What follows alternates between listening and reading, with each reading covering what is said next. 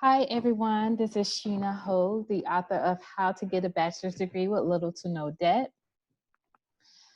I also have a webpage, www.educationoverdebt, in which I provide webinars for persons and help them, parents and students, really develop a strategies to go to college with little to no debt. So I pretty much help parents and students with college planning. But today I want to talk about this COVID-19. I did a Facebook Live, and this is the edited video in regards to how do I deal with anxiety with COVID-19 if I feel like I'm not prepared financially. So today, I just wanted to kind of go through some of the things that I talked about. To give you some background about me, I went to school, got my bachelor's degree with no student loan debt and a master's degree with less than $20,000 in student loan debt, of which I paid off in a fraction of the time. I've worked in the financial industry for over 10 years, of which I was a financial advisor for 5 years. I help persons to accumulate wealth and to protect it. And now I still work in the financial industry, just in a different capacity. So I really have a passion to help people with accumulate wealth and help them with the personal finance strategies so that they can get to where they want to go, whatever their goals are. So the question I posed was, how do I deal with anxiety with COVID-19 when I don't feel like I'm prepared financially? So I love the proverb. So with each one of these strategies or tips that I'm going to give you today, I'm also going to give you a proverb. So the first tip is to get clear about your wants and your needs. I'm sure you've heard financial professionals talk about this in several capacities and talk about that often, but now, since we're in this season of uncertainty where there's over 3 million claims of unemployment insurance, and we have people calling in the unemployment line, they're not getting answers, they're going online to try to apply for unemployment, and the website is crashing. So now when I say get clear about your needs and your wants, I think that maybe now may be a time where people listen to us just a little bit more. So how do I get clear about my needs? Think about what you need each day to achieve your goals or to do what you want to do for the day. So when you think about how you prepare food for your family, how much do you actually need to prepare? Are you guys eating, like, let's say a pack of chicken, some vegetables, and a starch? How much does that cost for that meal? And then you think, what else do I normally eat? Because most times people eat the same thing, right? We just change it up. But what else do I need to eat, and how much would that meal cost? Each meal. So if you think about it like that, that's how you can begin to develop your financial plan. Because I can say, for breakfast, lunch, and dinner, this is approximately how much I would spend when I make the meal myself at home. And then you just multiply that by 7 days or what have you, and then you could come up with an amount that you actually need for food. And that's how you can determine when you go to the grocery store how much is a reasonable price to pay for groceries based off how much I need each day. So that's an easy way to identify what you actually need. Then I want you to take some time and look at your subscriptions. So look at your TV subscriptions. Are you using Netflix, Hulu, Amazon Prime, and cable? Well, now, due to the COVID virus, are you actually looking at all those channels? Or are you just looking at a couple of them? Maybe you're just looking at cable TV and Netflix. Do you really need Hulu and Amazon Prime? Or maybe it's vice versa. But the question is, now is the time to really identify what are the subscriptions that you look at? And are you looking at them now, or do you not only look at them during certain seasons? So maybe you have an HBO subscription, but you only look at it when Insecure comes on or some other program that you like. But outside of that, you don't really look at HBO. So maybe you could start and stop the HBO subscription to only use it or pay for it when you actually look at it. So that's a way to identify what are your needs and what are your wants in regards to your TV subscriptions. And you could do the same thing with magazines or anything else that you subscribe to. Are you looking at all the magazine subscriptions that you have, or do you just look at one or two? And do you look at one or two only on certain times? So that's an easy way that you can easily begin to identify what your need is. The proverb that I'm going to give you for that, because I love the proverbs, is Proverbs 4:7. It says, wisdom is the principal thing. Therefore, get wisdom, and in all you're getting, get an understanding. Again, wisdom is the principal thing. Therefore, get wisdom, and in all you're getting, get an understanding. So while you are dealing with this COVID-19, I really want you to get clear about what are your needs and what are your wants. Get an understanding of where you're spending your money on a day-to-day basis. My next tip is to get clear about your debt and your investments. So your debt. A lot of times people don't really know how much debt they have. They just know they got a lot of it. So now's the time for you to really get clear about who all do I owe? How much do I owe? What are the interest rates? And what is the contact information? If you want to pay this company back, how do you get in contact with them? Determine now if I was to pay these monies back, or when I pay it back, because you're going to pay it back. Should I start off with paying the minimum amount or the lowest balance first, or do I want to pay the balance with the higher interest rate? Which one makes me feel more motivated or accomplished? Which strategy should I use? And then how do I get in contact with the companies to get this started, to pay the money back? You also want to take this time to look at your credit report and see, does your credit report align with the debt that you actually owe? Are there any discrepancies on your credit report? Now's a great time, since we're in the house for this COVID-19, now's a great time to really identify and analyze those things. So you want to look at your debt. How much debt do you owe? Who do you owe the debt to? What's the interest rate? What are the minimum payments? How long will it take me to pay this back if I only pay the minimum payment? What's the contact information for the company? Does this align with what is showing up on my credit report, or are there discrepancies? If there is a discrepancy, then please contact the credit bureaus to get it removed. Each year, you can get a free credit report by going to annualcreditreport.com. So each year, you can start to check on your credit to see where you stand and make sure that it aligns with your debt.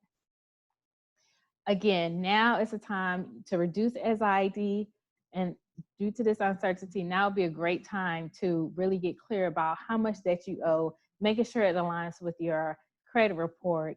And if there are any discrepancies, call the credit bureaus to clear up those discrepancies at this time. The next thing I want to share with you is to get clear about your investments. So that just means, like, when do you plan to use the money? So if it's for retirement, when do you plan to retire? Is it in 10 years, 15 years, 20 years? Right now, the market is very volatile. So if you have a longer time horizon, you may not need to be that concerned with what the market is doing if you know that when you plan to use the money is in another 10 plus years. We know that the S&P 500 for the past 25 years has given an average rate of return of 9%.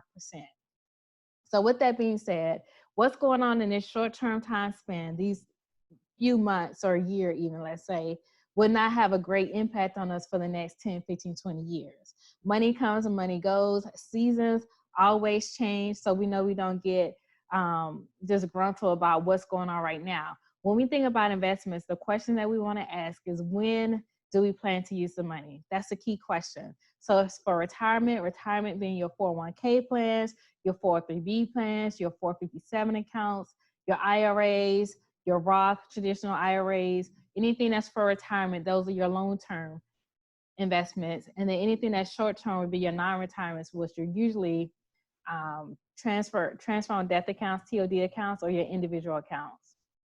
But in either case, the question you always want to ask yourself is, when do I plan to use the money? If it's in 5 years or less, then maybe now would be a great time to talk to your financial advisor to see, how should I allocate this money to make sure that it's going to meet the needs that I need for when I plan to use the money. So when you have a longer time horizon, usually people say you could be more aggressive and be in the market. But if you have a shorter time horizon, then you usually want to be a little bit more conservative. Now would be a great time to talk to your financial advisor to make sure that your investments are in line with when you plan to use the money. Will I have enough to take out each year, to take out each month?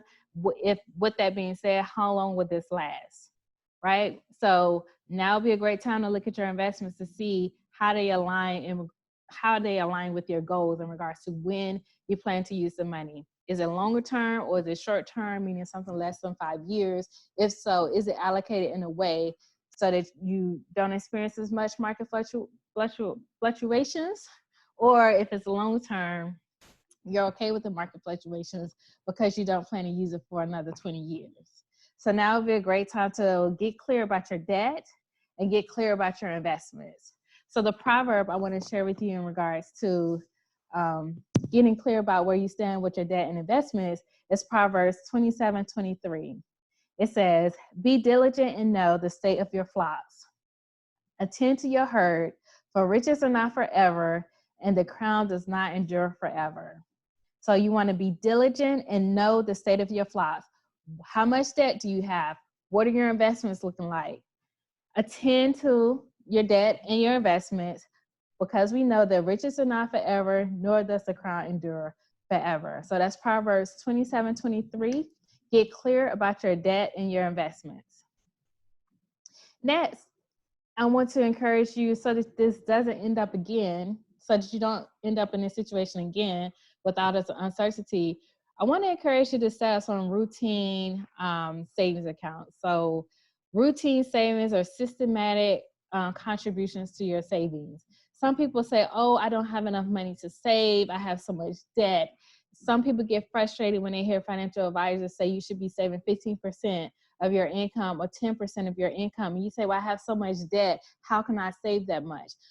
I want you to know that you can start off with $20 a week. The goal is just to start somewhere. If you don't have 15% or you can't save $500 every week, start off with $20. $20 every 2 weeks. Well, it will add up. So just start somewhere. And with savings, you can always increase or decrease at your leisure. So let's say you start off with $20 now. Maybe in 3 months, you increase it to $40. Maybe you increase it to $60 in a year. But you can always just start somewhere, and you can always make those changes to get more. So the proverb I want to use for this is Proverb 13:11, in which it says, "Wealth gained hastily will dwindle, but whoever gathers little by little will increase it." So if you gather it little by little, over time, you will increase your wealth. So don't get discouraged if you can't save 20% of your income. If you can save $20, guess what? You're on the right track, because with the $20, little by little, it will begin to add up so that you can have more. And right now, while we are in this COVID-19, I know there have been over 3 million unemployment insurance claims filed within the last week, which is, of course, an increase. But I also want you to think about, how much cash do you owe? Or how much cash do you have, I should say. We are in a time where, in the United States, we're so debt focused. Credit means get it. Everybody has all this debt. So I just want you to ask yourself, how much cash do you have? Okay, you're stocking up on toilet paper, but do you have any cash? Okay, because cash is still an important asset to have. Okay, and I know everyone's like going crazy and stocking up on all this toilet paper, but really, really sit down and look at your finances and address your fears head on. Do not be afraid of what's going on right now. In order to get over your fear, you need to really just address it. Look at your financial situation. Identify what are your needs, what are your wants. Identify the state of your debt, your investments. How much cash do you have on hand? You always need to have cash. It's still an important asset to have. So look at your cash, look at your debt, see how much you owe, who you owe it to, what's the rates that they're charging you to owe it, to pay it to them, and then look at your investments. When do you plan to use the investments? Is it in 5 years or 20 years?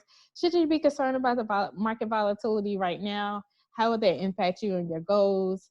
And then lastly, so that you don't end up in this situation again, we want you to set up some systematic savings. So automatic contributions, you could do it from your paycheck, from direct deposit. If you want to, you can have your direct deposit go directly from a percentage into your checking account, or a percentage into your savings account, or a dollar amount, like we discussed, $20. You could do that from your direct deposit setup. You don't have to, make this harder than what it is. You don't have to wait till you get the $20 to save it. No, set it up so that it's automatic. So your direct deposit set up, go to your HR portal, set that up, have some money go into your savings account. Or if you want to, from your checking account, you can have it come out of your checking account on a certain day each month. Okay, so either way you decide to do it, whether you decide to do it through your direct deposit, or you want to take it directly from your checking account, let's say on the 20th of the month, either way, you just want to set up some type of automatic savings so that it's automatically going there. You're not waiting until when I get the money, I'll save it. Because there's always going to be something that comes up. But if you learn how to live on, less than what you have, even if it's just $20, then that's how you begin to accumulate wealth. Little by little, will you begin to increase your wealth. So I hope this short video has been instrumental and encouraging for you to really to address your fears head on. Do not be afraid of what's going on with this virus. Do not be afraid to look at your finances during this virus, but really to just start somewhere.